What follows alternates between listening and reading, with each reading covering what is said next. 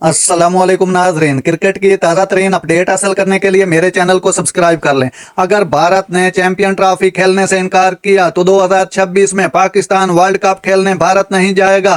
पाकिस्तान ने बड़ी धमकी दे दी। चैंपियंस ट्रॉफी 2025 की कतार की ताज़ा तरीन पेशरफ्त में पाकिस्तानी मीडिया की जानिब से ये इतलात हैं कि अगर भारत ने अगले साल एलीट 50 ओवर के टूर्नामेंट के लिए पाकिस्तान का सफर करने से इनकार किया तो बाबर आजम एंड कंपनी 2026 के वर्ल्ड कप का बाइकाट कर देंगे। काबिल जिक्र बात यह है 2026 में होने वाले T20 वर्ल्ड कप की मेजबानी भारत और श्रीलंका मुश्तरका तौर पर करेंगे।